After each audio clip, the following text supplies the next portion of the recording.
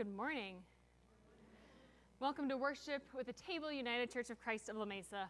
I'm Pastor Kelly Ryan, and it is a delight to welcome you to this open and affirming church in the United Church of Christ.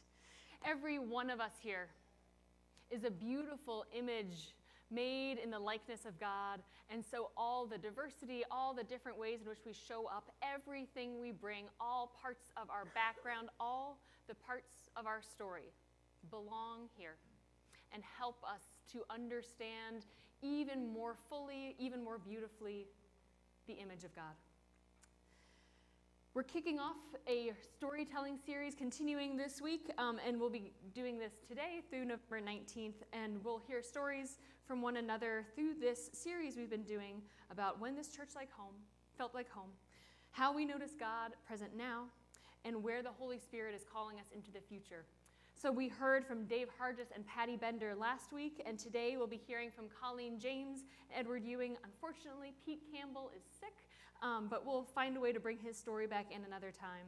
And they'll be responding to the prompt, I was blown away by God working here when, ... And so I also want to direct your attention as part of the storytelling series, this green covered table in the back here with the candle and the plants. That's a space where we're inviting folks to fill out a story slip that we'll collect right after the choir sings today. And this is a chance for you all to contribute as you'd like a one-sentence story of when you were blown away by God. And then I'll sprinkle these throughout the storytelling as well so we can listen to the many ways that God shows up in our lives and in our world. If you are newer here and you'd like to learn more info about what's going on here at our church, you can go on our website, tableucc.com, and you can sign up for our weekly e-news, and there's also a space for giving at the bottom as well. If you are worshiping online, I invite you to please input your prayer requests into the YouTube chat, and if you're here in person, then we will write our prayers on the slips in the back, put those in the glass bowl, and we'll share those prayers aloud with one another as we hold and amplify the longings, the concerns, and the joys of our lives. Some announcements about latest updates of things going on around here. First of all, today is the last Sunday for our youth director, Deary Nay, who with great sadness will be relocating to Florida for family reasons. And we are going to miss her so much. So we'll hear from our youth and kids during our Moment for All Ages today on how much Deary has meant to them. And then I want to invite all of you to please stick around for coffee hour. We've got a cake, and there are some cards that are on one of the green covered tables, and I invite you and encourage you to write a note to Deary as well for her to take with her about how much our church has appreciated her ministry here. And also, Lewis, you said there was a poem. Where's Lewis? Is he behind me? Is he right behind me? Lewis, during the kids' moment, that's also when I'll invite you to do that poem that you had mentioned. So thank you. So yes, please hang out for coffee hour, for cake, for writing cards, and for letting Deary know how much we wish her well. Our church has been involved since September 15th with the kind of emergent ministry to migrants and asylum seekers who have been coming across our border. Our partnership rapid response team, shared between other partnership churches to welcome those seeking asylum in the U.S., has now shifted from daily supply runs to the border to a new phase, packing lunches for those who have arrived, have all their papers in order, and are continuing on their way to their final destination. So starting tomorrow at 10 a.m., we'll be packing sack lunches at our church in Friendship Hall. And we're shooting to do this Mondays and Thursdays at 10 a.m., packing 180 lunches each time. So if you are able to help or you'd like to drop by, you can drop by for a little bit. You can drop by one day. You can join part of this team regularly. However you'd like to check that out or be a part of it, we welcome many hands on deck. And we also still welcome volunteers to drive asylum seekers to the airport from a new county-funded location in City Heights, and this can be pretty flexible with anyone's schedule. So if you're interested, let me or Sherry Day know. And then finally, another way that you can contribute to this ministry, maybe you love baking cookies at this time of year. A great way to contribute to this ministry is baking and individually bagging homemade cookies that can go in those prepackaged sack lunches. So you can just drop those at church anytime, maybe send me an email and just let me know that you've dropped those off. But you can drop those off and we will make sure that those get in those lunches that are going out to folks. We also next week will be welcoming Paulina Reyes, who is one of the primary on-the-ground organizers and a staff attorney at Immigrant Defenders Law Center. She'll be coming to join us for worship, simply just expressed her gratitude for the ministry that this church and our other partnership churches have been so dedicated in providing. So we'll be just taking a moment to honor that ministry as well and hear some gratitude from one of the organizers who we've been texting with every day pretty much. So we'll look forward to welcoming Paulina as well. So if you are interested in connecting with any of this, talk to me or Sherry. Sherry, raise your hand. Sherry is our fabulous team lead. I'm so grateful for all the organizing she's done. Like with our partnership churches, I was like, oh, we probably won't actually have the sack lunch thing ready like this week. But thanks to Sherry, we do. So I'll be giving those updates.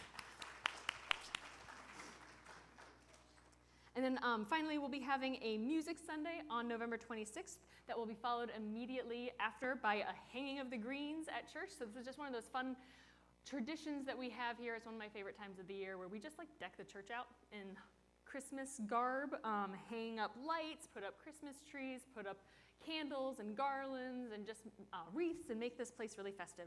So stick around after church on the 26th that day to help us decorate for Advent and Christmas, and we'll have pizza provided as well. So we'll have some more details, but that's the gist. Like, hang out, decorate the church, we'll put on some Christmas music, we'll eat pizza, it'll be fun. So hope you can join us for that on the 26th as well.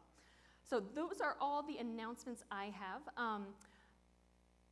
Yeah, Debbie has a very important announcement. Thank you, Debbie.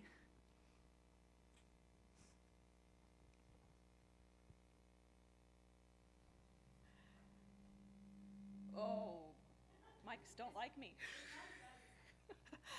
3 weeks from today, on December 3rd, we're going to have a specially called congregational meeting. Our business that day is going to be to vote on the 2024 budget. We've moved this process up a little bit because we want to have the budget approved and in place by January 1st.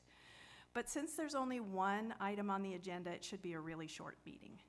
Hope to see you there.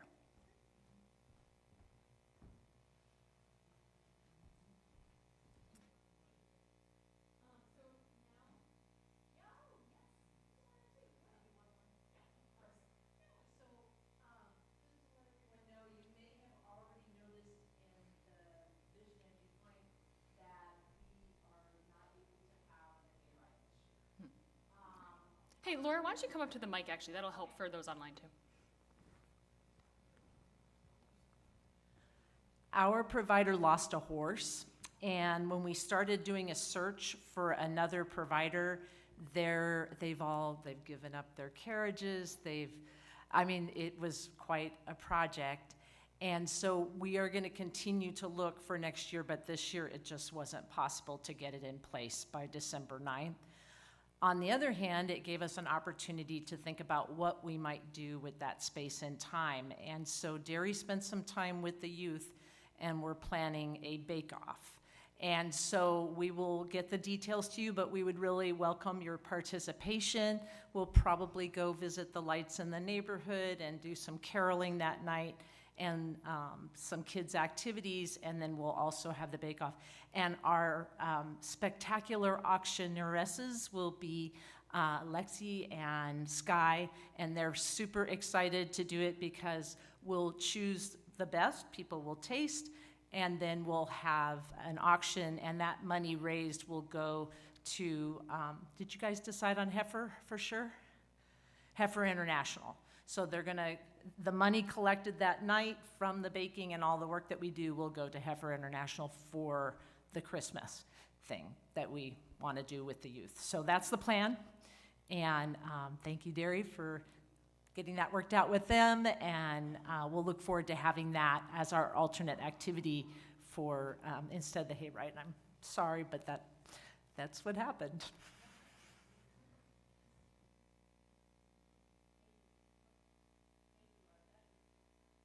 Thank you, Laura. That is what happens when we rely on draft animals and megafauna. Sometimes we run out of these horses that we rely on so much. So thank you for all that work that you did looking for that as well. I think that'll be a fun, different sort of activity for this year. Which reminds me also, we are doing on December 2nd a Christmas dinner. And that will be potluck style. That will be in Friendship Hall. Sign-ups are happening today, Maureen? Cool. Great. So look for sign-up sheets during coffee hour as well to start signing up for our Christmas dinner. That will be on Saturday, December 2nd. And so now, dear ones, we are getting into a festive and fun time of year, and it is good to look forward to this season with you. It is good to be connected through story with you, through weaving all of the parts of our lives together into one great whole in which we get to encounter and see reflected in one another the light of the divine. So may you encounter that today. It's always present, that presence of God.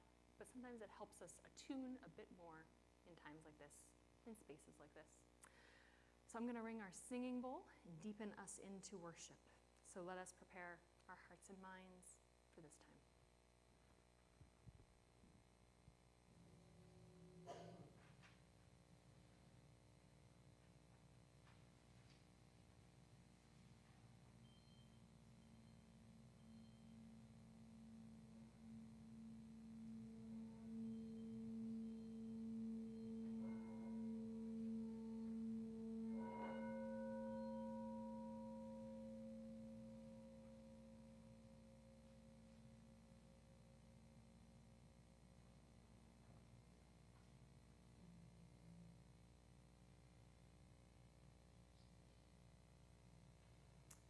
I invite you to stand as you are able for our opening song, number 314 in your hymnals, Community of Christ.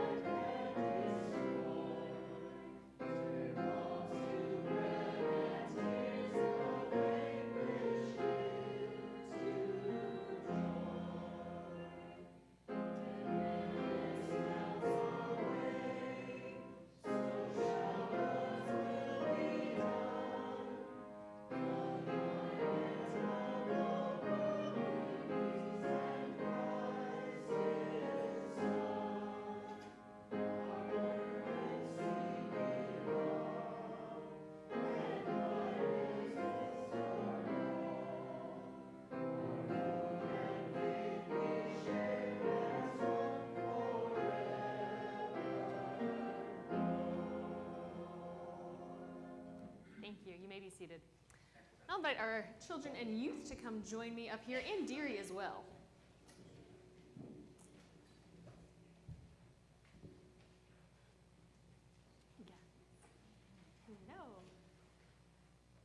Nice to see you all. So, so today we are saying goodbye to our fabulous youth director, Deary. And Deary, I have a little bit of the words that you had in your farewell email that I'm going to share as well, because you wrote so beautifully your heart for missing us in this time here.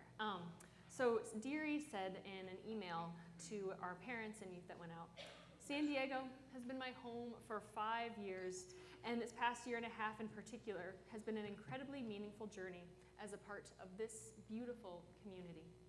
I cherish the connections I've made with each of you and with your children, and it breaks my heart to say goodbye in this manner. It's been an honor to serve in this role, and I am thankful for the support and collaboration from all of you. And she said, though I'm departing physically, the bonds we've built and the love that she holds for this community will remain in her heart. And I remember, guys, when Deary first applied here and she actually called me and she said she felt like she was drawn to this church, like she had a call to be in ministry at our church. And I think you've experienced some of this, but she's brought so much creativity and energy and just like fun games, really good times to our church. And Deary, you rebuilt this youth ministry that was so impacted from COVID from scratch. And it took time and tenacity, but you did it. And so I'm just thinking for us, as we say goodbye to Deary, we can trust that we'll always have a piece of that person like her with us because she's been part of our story. And it can make us feel really sad. And it's okay to feel all those feelings. This is a good space to hold those. And especially when we've really, really cared about someone, sometimes when we say goodbye, that sort of ways that we miss that person speaks to how much we've loved that person too. So in some ways, I think we never really leave each other fully when we've touched one another, when we've made an impact on one another like this. Because we've built memories and learned from each other, and there will always be things that will make us think of them. And we can do plenty of hugs today too as we say bye.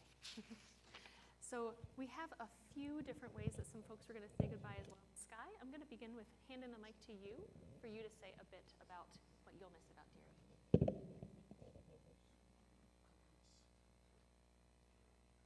What mic is she on? My dad told me about his Sunday school when he was 9. He said it was kind of boring because him and all the other kids at Sunday school would just read books from the Bible. And now that I think about it, that is kind of boring. But when I met Deary, it was a whole different story. We learned about God in games, and we even made a comic book. I'm really gonna miss Deary because she's like an older sister to me and the best Sunday school teacher I know. Thank you. And we've got a couple videos as well, if you guys could turn those on. The McDevitts were not able to be here today, but they sent a video from Lexi, and we've got one from Franca as well. Can you put on 4?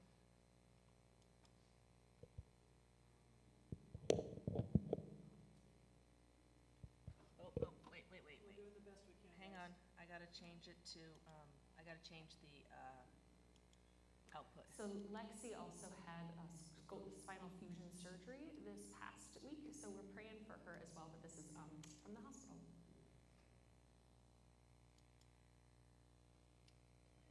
Hi, Miss Deary.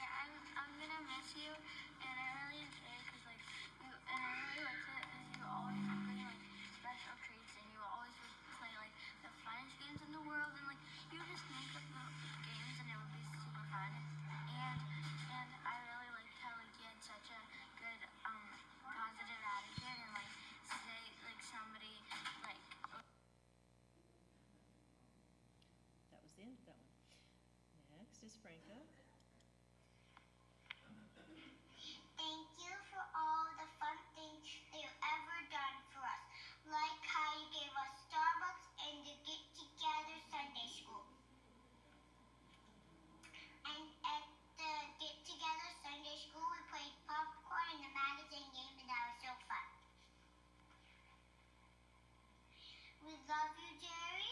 We hope you have a fun time in Florida, and we hope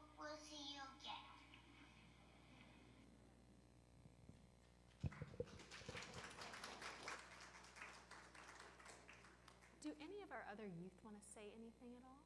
Otherwise, we've got one more remembrance.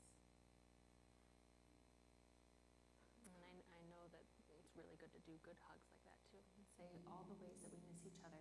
And we'll be able to still do that during coffee hour as well. And just a reminder that we also will have those cards to fill out on the green tables as well.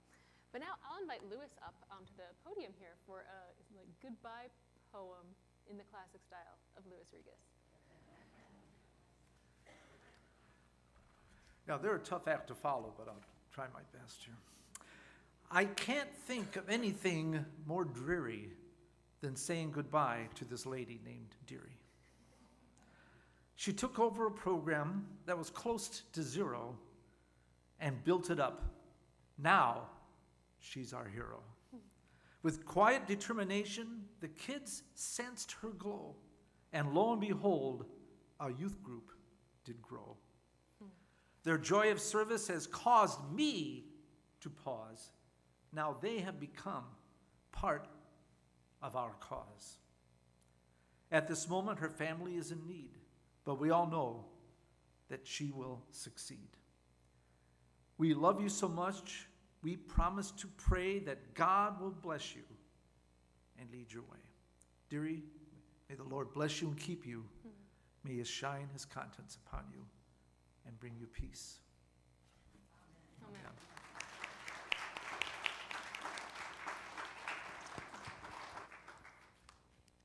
So let's all of us, all you youth and children here, stand up with Miss Deary. And let's just hold hands and say a prayer together. And I invite the congregation to also just lift up a hand of blessing as well.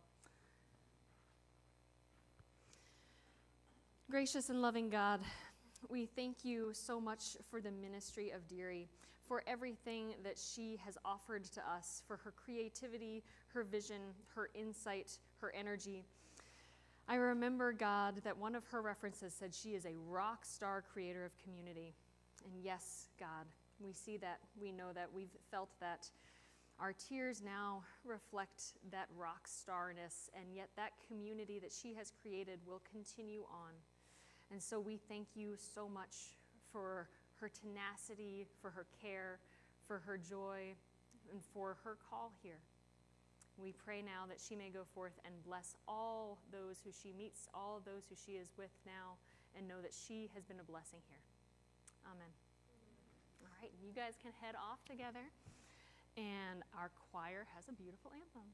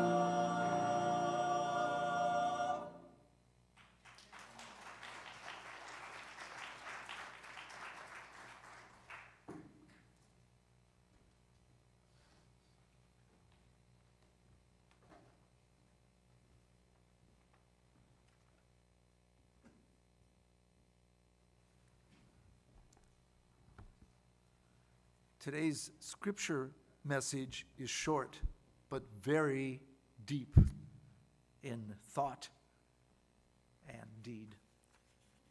It's from that famous sermon near the beginning of the Sermon on the Mount. And Christ says, "You are the salt of the earth.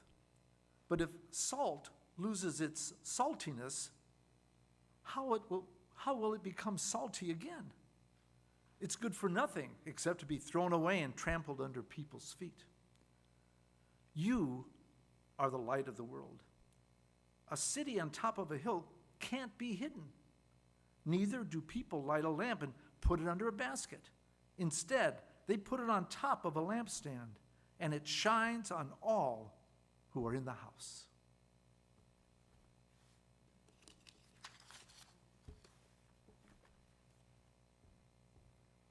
Thank you, Lewis.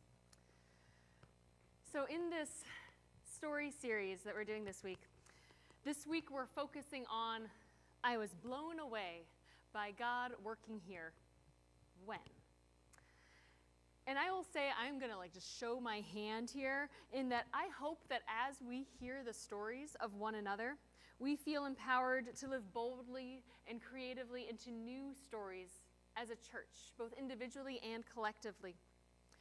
And so during this time, we're honoring and celebrating the best of who we've been, the deep DNA of fierce care and God's love lived out as justice and living as though we belong deeply to one another.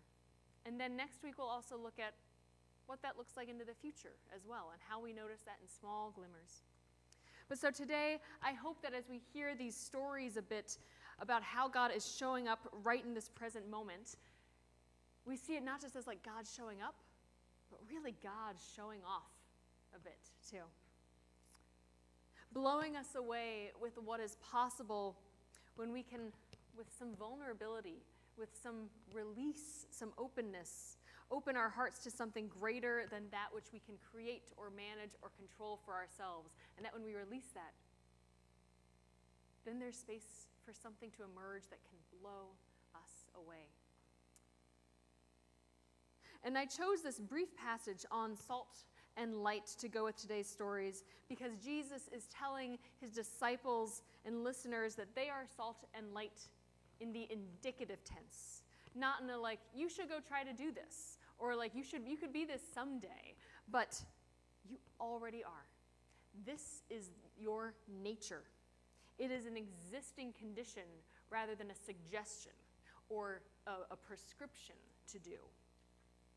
Salt and light is your and our inherent nature. And salt is for saltiness, its identity and its purpose are virtually one and the same.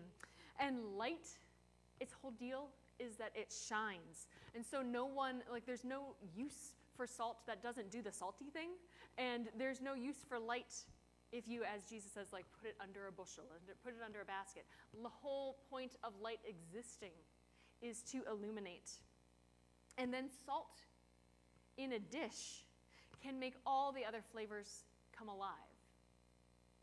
Light doesn't just shine, it also can make even the most mundane and drab things have this beautiful, stunning glow. So as you are salt and light, not only is that who you are, but also it changes everything around you as you live into that purpose. And so that is right in the present. And so the stories we're looking at today look at how God is showing up right now, even as we draw through the past and stories of who we've been. This is how God shows up right now, in us, in our salt, and in our light. So I hope in these stories that you hear today, this helps to trust in the blessing that each one of us is to one another, right now, not someday, in this exact moment. And I hope that this series then also inspires ways to articulate your own stories as we hear the stories of others, that you might be empowered to narrate your own story rather than simply receiving or accepting maybe there's some other stories somebody has told about you. but you can craft your story from the raw data of your life. And I love telling stories in church too, because then we learn about the ongoing work of God in the world when we hear and tell stories of the body of Christ. So here's a couple to get us started, a couple brief story slips, and then I will invite Colleen, James. No, Edward, you're first. I'll invite Edward up first. So a couple of these. How has God, or spirit, or sacred, or that which is greater than ourselves blown you away recently? Walking the hills of Mesa and seeing the world from new views, and also understanding the way that God talks to us individually. So there's a couple. Now let's hear Edward's story about God showing up. You can go to the podium.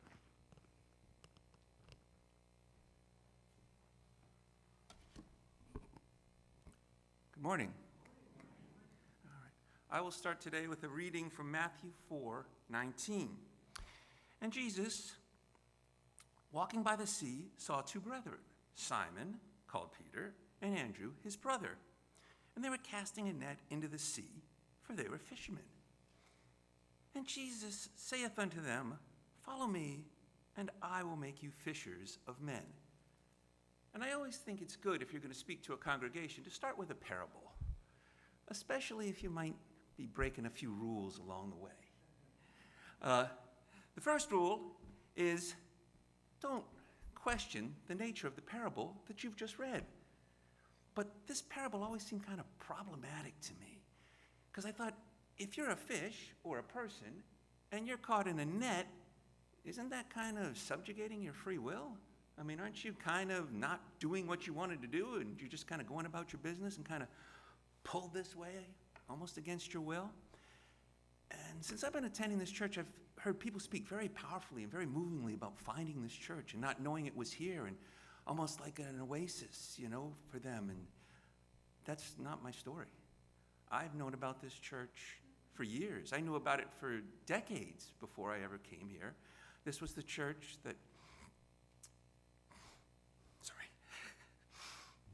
this was the church that Mr. Clare was a minister at before he moved to the East Coast. And so I knew about this church, and I have never had any great desire to see it. And when I finally did come to San Diego and I came to the church, I said, okay, it's fine, it's nice. The people here seem friendly enough, but I had no desire to spend any real time in the church. And then somehow, through certain individuals and forces beyond my control, I had two of the most impactful days of my life in this church. I was married right there in the church, and I also stood up here and presided over my mother's funeral. And I had never planned to do either of those things. And in spite of that, or maybe in part because of it, I went my way, and I would come back periodically to the church. My mother's remains are in the columbarium, but I never had any intention of attending the church on a regular basis. And another thing you should never do when you're up speaking in front of a congregation is to apologize for past sins. But I feel I have to apologize to you for something I did on Sunday last week that was really almost a mortal sin. And it should be the 11th commandment, thou shalt not let thy phone ring in church. It's just common sense. And now, in my defense, I would say that I never turn my phone off for two reasons. One, I'm a middle-aged guy who's been married for 20 years with an 11-year-old kid. Who's going to call me? Answer, no one. No one ever calls me. And the second thing is, if I were to turn off my phone, in all honesty, I can never get it to go on right again. It'll never ring again, and I do my best. I say, Siri, you know what I like? Fix my phone, and nothing happens. So much for the so-called smartphone. But there it was, and my friend called me. So after church, I called my friend back, and he said, hey, you hung up on me. And I said, yeah, you called me in church. And he said, I never thought you'd be in church on a Sunday. And I said, yeah, I never thought I would either. If someone had told me at the beginning of the year, you know the church in La Mesa, the table, I said, yeah, I know the church. I was married in that church. You're going to start attending that church every single week. and you're going to stand up and speak in front of the congregation. I would have said to my friend, well, you know, times change, and things evolve, and things that were once illegal that people ingested, you can now buy over the counter. But whatever it is you're smoking, you need to stop, because you're insane. And lo and behold, here I am, once again, caught in the net by forces beyond my control. The other thing that you shouldn't do is you shouldn't kind of bypass the premise. And I heard what Pastor Kelly said to me. She said, tell a story about the church. And I said, okay, that's what I heard, right? And it wasn't only until today that I heard blown away. And I was like, oh, blown away, uh-oh. That brings me to the next rule I'm going to break. If you're going to get up and tell a story, just tell your story. Don't reference somebody else's story. People might not have heard that story. They might have not heard what you heard. But I can't tell my story without referencing Dave's story from last week. And if you were here, for Dave's story, it was really quite moving. You know, I was very impressed with the things he articulated. And he was talking about people that meant something to him, the church. And he spoke about Curtis Clare, which made sense to me. That's one rule I won't break. I will be discussing Curtis Clare. You cannot get up here and talk about your experience in this church without mentioning Curtis Clare. If you're new to the church and you never met Curtis Clare, just drop his name. Just wing it. Just mention him in passing. And so Dave mentioned Curtis Clare. And then he mentioned Marilyn Pryor. And I did not know Miss Pryor, but I understand that she was a wonderful person. Sorry. And I said, okay, that makes sense. And the more he spoke, I think the more powerful it was and the more meaningful. But I'm starting to feel something that probably you guys didn't feel. I'm starting to feel a little bit antsy. I'm starting to feel a little bit nervous.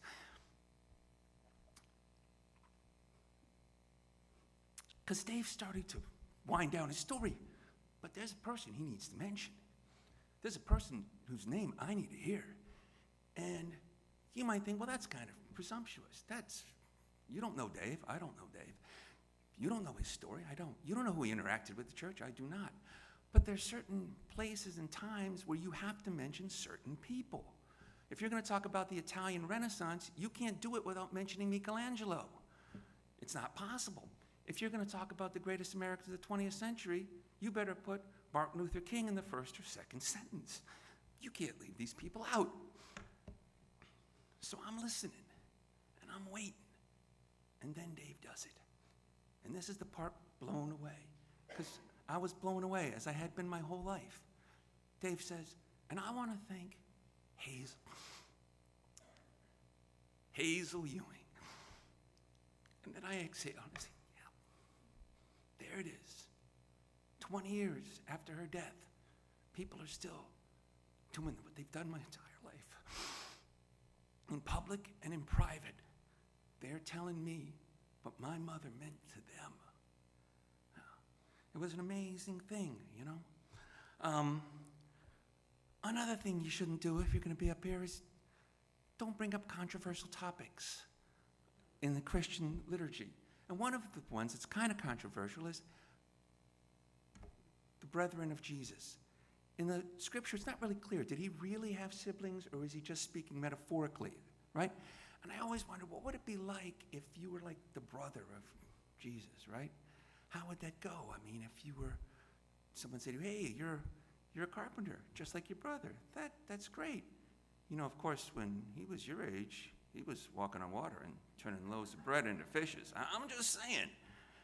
I mean, if you have that kind of a spiritual power that you're related to, it's pretty intimidating. I mean, and I didn't feel intimidated by my mother, but I always felt kind of bewildered. Like, why did my mother have all of this spiritual power, and why did I not?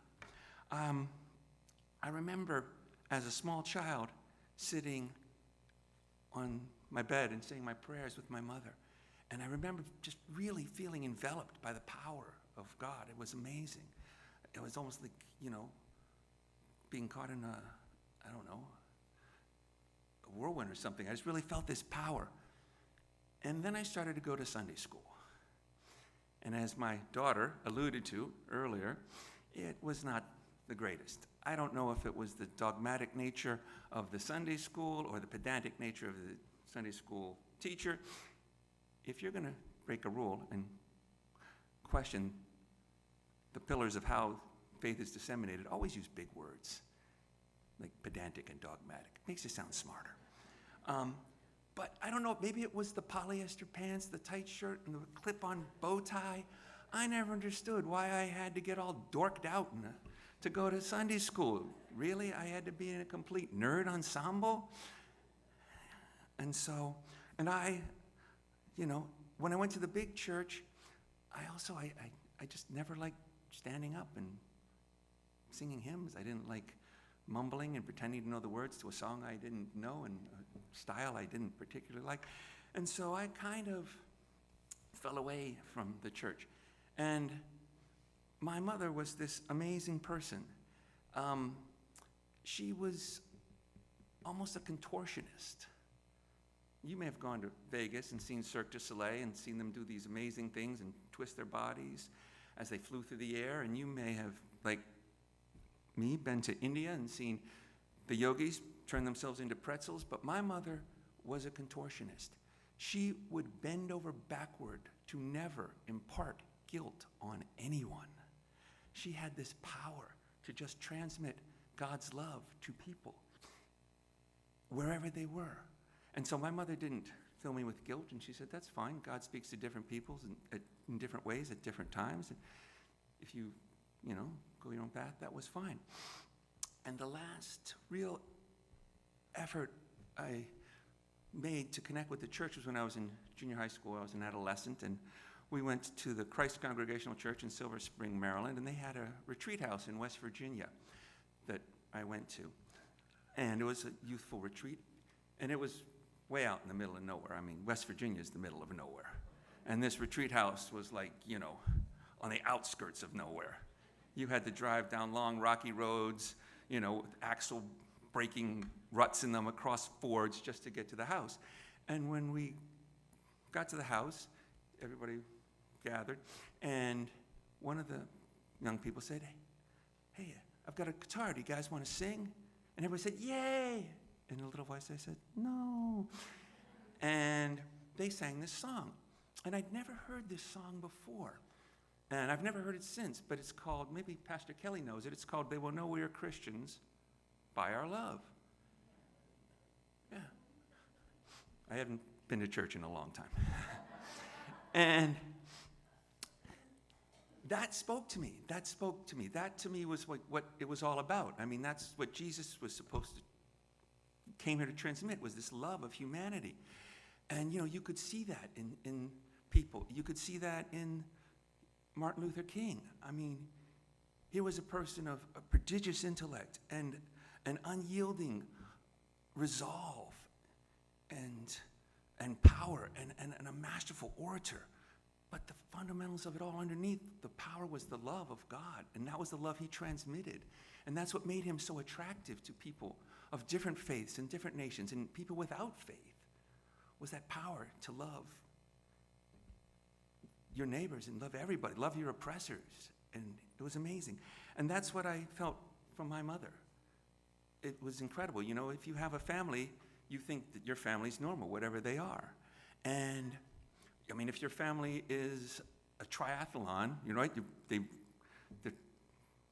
ultra runner athletes, you think, well, everybody's family runs 100 miles a week. That's just normal. If your family's prone to violent outbursts, you think, well, everybody's family just screams and yells and throws things, right? And if you think everybody's mother provides unconditional love and spreads that to everybody they meet, you find, wow, she was kind of an outlier. My mother could not be all things to all people, but my mother had the ability to be that one thing to you that you needed, that you didn't know you needed. It was uncanny. My uncle, who grew up on the mean streets of Philly, who was not a tall man, grew up to be very tough and hard. He would, by the time he was at 10, he'd been bullied countless times. And so by the time my uncle got into high school, he was pretty tough. And sometimes, sorry. Oh my God. This is my problem. You know, the Grateful Dead said, which really captures, I think, the essence of mankind, some men gather what another man spills. Pete spilled his time. I want to gather it. I want to use it. We talked about a great way for you to end this. Yes, yep. So, my uncle said my mother had been like a brother. Sorry, my mother had been like a sister he had never had. You threw me off. No. My mother had older friends who said my mother was the daughter they never had. She just had this uncanny ability to do these amazing things. And I have days and days. Thanks. Heckling. You know you're in trouble if you're being heckled by the pastor. It doesn't get worse than that. Oh my God. So, I will tell this one brief story about coming to the church, because I had no intention to ever come to this church. And when I came out here, my mother had cancer, and I moved down here to be with her. And at that time, my wife who's in the audience today, we decided to get married, and I always felt it was a little bit rushed. I mean, we'd only known each other for 8 years, and I wasn't even 40 years old yet. Why was I getting married? What was the point? But why the rush? So I said to my mother, I want to get married outside in nature. This is what I want to do. My mother said, that's fine. Go ahead. Yeah, that's great. And then she said to me, but where do you think you're going to have the reception? And I said, well, we could have it at the beach or in the park. She said, yeah, you could do that, but that'd be kind of hard. Why don't you have it in the church? I mean, you could do ceremony wherever you want it, but have the reception in the church. And I said, okay. And as the time went on, my mother said, how is it going with that planning for the wedding? I said, well, I'm trying my best. And my mother said, you know, you could do it outside, and that's great. Why don't you do it outside the church? It's nice. It's a beautiful garden. You don't have to come inside the church, and you can probably see where this is going. I couldn't at the time. And I saw my mother again, and she said, you know, it's May. It's pretty hot now, isn't it? And I said, yeah, it's pretty hot. You know, it'd be a lot cooler in the church. I ended up having my wedding in the church. Not what I expected at all. And as I mentioned, less than 6 months later, I had her funeral here. I was pulled by these forces. As I mentioned, a year ago, I never thought I would have been here. But my mother was a great sage of wisdom. When I was a small child, I got to tie this together, Pastor Kelly. I was afraid, and I said, what happens? I don't want to. My mother had dentures, and I said, I don't want dentures. My mother said, brush your teeth, you'll be fine. My mother had poor eyesight. My father had poor eyesight. I said, I don't want poor eyesight. My mother said, don't worry, these things skip a generation. You'll be fine. So, this year, my daughter came to me out of the blue and said, Dad, I need to get baptized. And I said, what? I said, is this a YouTube prank? Is this like say outrageous things to your dad and see how he responds? Are you filming this? My daughter said, no, I need to get baptized. I said, why? She said, I don't know. I just need to get baptized. And I remember asking my mother, you have this great religious faith, this power. How does this happen? I don't have this. She said, these things skip a generation. And that's where we are. I am here, once again, by forces beyond my control. And the power of my mother lives here, and I am blown away by it.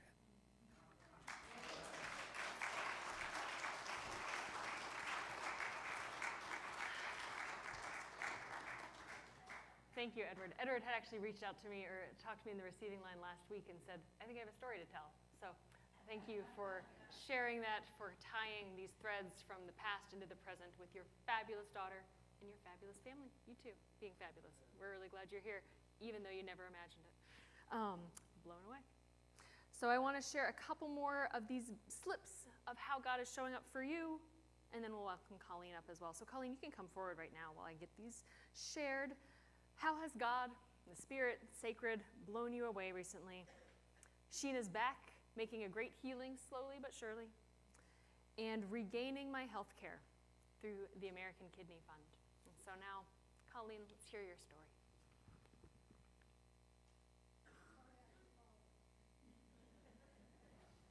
Good job. I remember your mother. Nicely. So, this is really a tough subject for me. There's a song. Oh. How's that? Is that better? Okay. There's a line from a song that Mary Chapin Carpenter sings from her album, The Calling. And the name of the song is On and On It Goes. The first line is, river starts with a drop of rain somewhere in this world. And we know this to be true. On the website treehugger.com, there is an interactive map called River Runner, created with watershed data by the U.S. Geological Survey that will allow you to watch a drop of rain on its journey to the ocean. Click anywhere on the map or enter a specific location, and you get lost in the River Runner rabbit hole. Try your home address or a favorite vacation spot, one that you love. Rain reminds all things to grow. It's a great metaphor for the collective actions that we are a part of here at the table. Love and rain, they both spread. So my history here is, my parents were founding members back in 1953. And it was a time when churches, it was the center of social activity. So we had potlucks. I remember a puppet show. We had no pews. The floor was tile. We had to set up folding chairs. It's a lot of noise. You had to put the folding chairs back. I remember having potlucks in here, in this church. It was a great time. And fast forward, my brothers and I were all confirmed here by Charlie Brown. I met and married my husband, who was also here in the youth group, and Charlie Brown married us. So I have a long history here, and I love it. This church checks all the boxes: open and affirming, social justice, community activism, and the progressive nature that we all sort of live in. So a couple weeks ago, I met some friends of mine for some music and dancing and catching up, and we had a great time. Dance floor was filled with people. It was funk music, which is really kind of loud, a lot of horns, and left their sort of ear damaged. But anyway, we had a great time. And on the way, my friend Judy asked me what my plans were for the weekend. And I said, well, I have a project at church. And she said, what kind of project? And I said, well, I have to tell a story. And my friend Debbie said, what kind of story? And I said, well, I'm struggling with it. I'm really struggling with it. I've talked to friends and family. I've read Bible passages. I read articles. I talked to Pastor Kelly twice, trying to get it in my head straight. And I said, well, on Sunday, I'm going to make some peanut butter and jelly sandwiches for Uptown. And Debbie said, what's Uptown? So I explained to her, well, it's the community center. You can get a shower, you can get a sandwich, you can get food, you can get your mail, all the things that happens at Uptown. And I remember standing in the courtyard, and a gentleman came and got his mail. He got a Social Security card. He was so excited about having a Social Security card. It was a wonderful day for him. So it's not just Uptown, it's the border. Look at how the rapid response that this church has just taken over, and with little notice, with just a few people, and we're there. And now that has just grown. We didn't start the whole thing, but we have been huge contributors. Bancroft Elementary School. We've done tremendous work for Bancroft, and now we're encouraging them to join PTA, attend school board meetings, and advocate for themselves. We can set the stage, we can open the curtains, and they need to do the action, and advocate for themselves, and we want them to be successful. We will continue to be behind them and help them reach that success for a very low-income area with a lot of needs. Charlie Brown. Look what Charlie Brown has done for this community. My kids were there. There's probably a lot of people in this congregation who had their kids there. Village of Promise, El Nido and Crisis House, Casa Hagar, racial justice work through the partnership, Afghan support, all the other things we do, the Deacons Fund, Prayers and Squares, Juneteenth, Gay Pride. I told my friends in the car all the things that this church does. They were blown away. Debbie handed me some money for the collection plate. So when all is said and done, I'm blown away too by the work we do. Even though I've been here all my life and I know what we do, I'm constantly amazed by all the effort and how we can come together and be successful.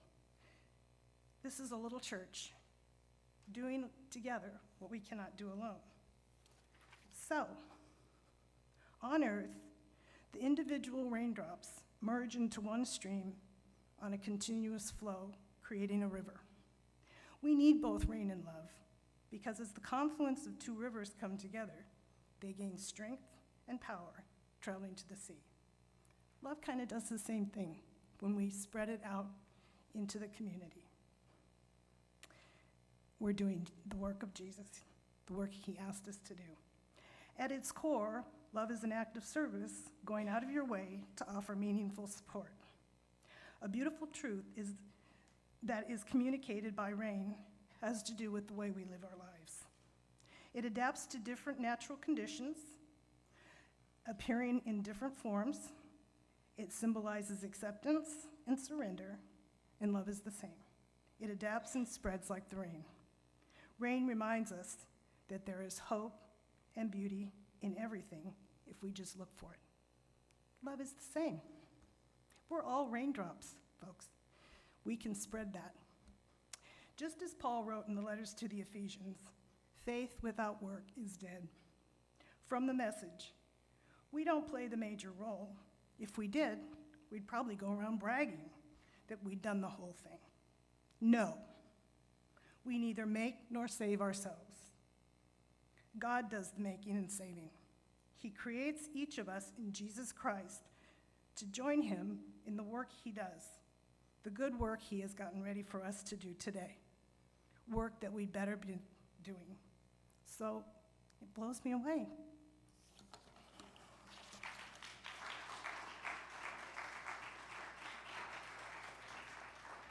When I asked for stories, I didn't think we'd also get sermons too. So thank you both for tying these threads of your story into God's story. And as I've watched many not so dry eyes in this room, I think also we have heard our own stories and the stories of others. So thank you both for sharing today. We look forward to next week as well. Thank you.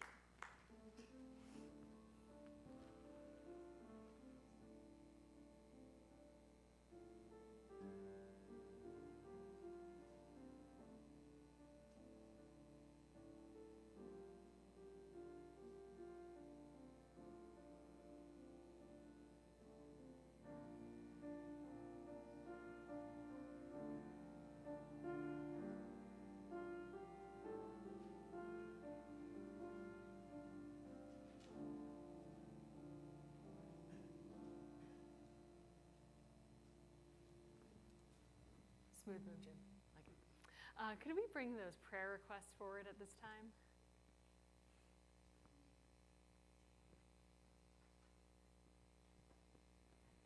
So in this church, we lift up each prayer that is offered here individually and pray for, if it's more of a concern, we respond together with our voices with God, hear our prayers, and if it's more of a joy, we respond with Alleluia. Sometimes, as life is, it contains a bit of both, and sometimes it's a little bit of both as well. So I'll share these aloud, and then we'll reflect and respond to each one of these with one voice, and we'll join our voices and hearts together with the words of the Lord's Prayer at the end. So prayers from Sam Buchanan. Prayers for peace for our troubled world. wisdom for our leaders, and a just world for all. God, hear our prayers. Prayers from Janet Hargis of healing and comfort for Lexi and her loving family of caregivers. God, hear our prayers. Prayers from Mark Weber that wrongs shall be righted and that our house may be blessed. God, hear our prayers. Prayers from Lisa Maldonado. Prayers for safety for Imam Taha, religious leader of the Islamic Center of San Diego, his wife Layla, and their 4 daughters, due to death threats received for speaking out against the violence in Palestine. God, hear our prayers. Prayers of healing for Fran, the mother of Barb This. God, hear our prayers. Prayers of joy for the 10th anniversary of Jim Tompkins McLean and Gerardo Zarate today. So, alleluia. Prayers for my brother Steve and my sister-in-law Shirley on the loss of her sister this week. May Kathy rest in peace, from Shirley Savage. God, hear our prayers. Prayers for a rapid recovery for Alexi. God, hear our prayers. Praying for family reunification. God, hear our prayers. Prayers from Sky. I hope for Deary to have a good time in Florida. Alleluia. Prayers for Dalal recovering from surgery. God, hear our prayers. Prayers again for Lexi for a quick, in quotes, quick, easy recovery from her surgery. God, hear our prayers. Prayers for fast healing for Ron as well. And prayer for joy for his 80th birthday on Tuesday. So God, hear our prayers, and alleluia for Ron. Prayers for Patty as she is recovering from pneumonia at home. God, hear our prayers. And prayers for Sarah Berry, who broke her femur and hip while out of the country. So God, hear our prayers. So let us now join our hearts and our voices together with the words from the Lord's Prayer, either printed in your bulletin or with whatever language is comfortable and familiar to you. Our Creator, who art in heaven, hallowed be thy name. Thy kingdom come, thy will be done, on earth as it is in heaven. Give us this day our daily bread, and forgive us our sins, as we forgive those who sin against us. And lead us not into temptation, but deliver us from evil. For thine is the kingdom, and the power, and the glory forever and ever.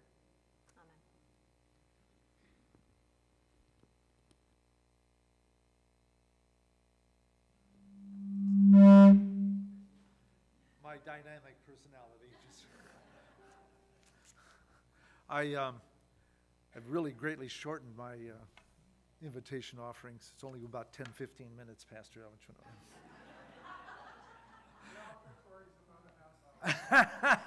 Get comfortable out there.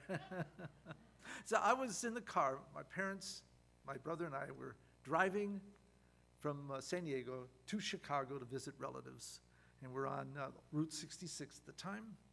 And it's hard to get radios, you know, when you're in those days to get, you know, radio show up. And we finally got a radio station.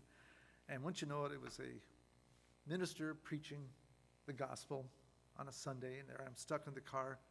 Every mile as exciting as the one that just went by. And this pastor, I'll never forget this, he spoke on the message, and then he said, he believed in the power of prayer. And he said, if you send me a prayer request with $10, I will pray for you, and God will answer your prayer. And he mentioned several people that got a response from prayer. Healing, they got the job they wanted and stuff. And he finished, and the show ended. And I remember, I'll never forget this, my dad said, and he said it like to himself. He wasn't like even making out to me. He said, that's not the way it goes. It's not the way it goes. We sometimes get involved with giving, and we're going to receive some monetary or reward that we expect that God will give us. God is not Santa Claus.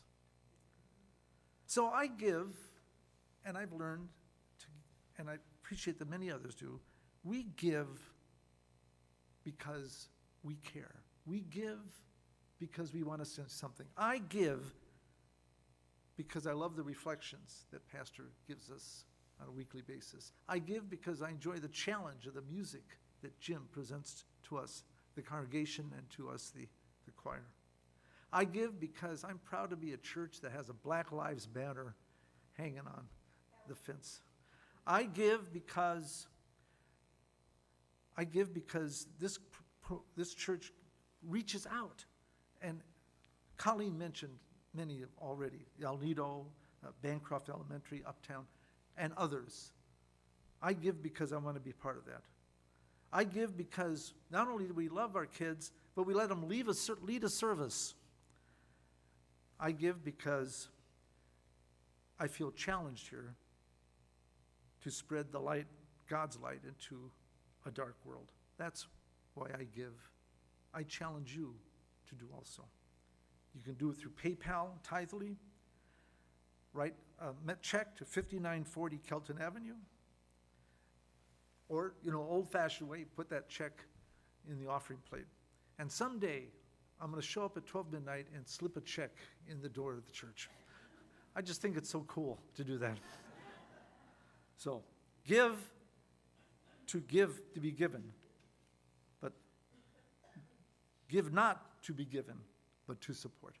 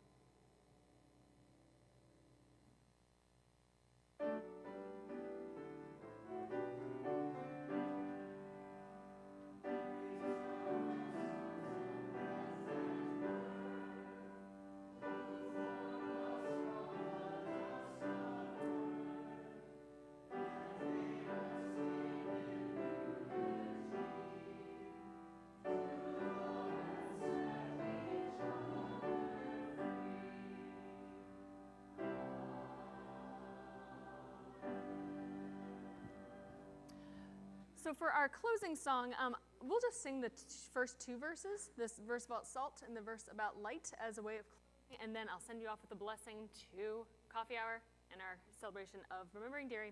So Jim, could you just play that for the first two verses of You Are Salt for the Earth of People, number 181?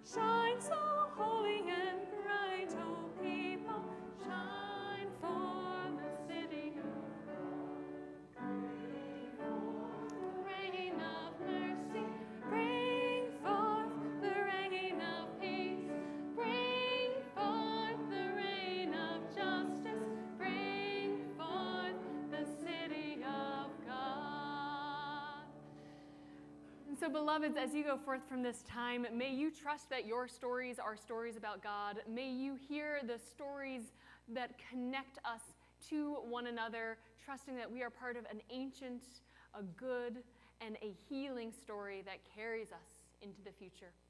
So thank you for those who shared today.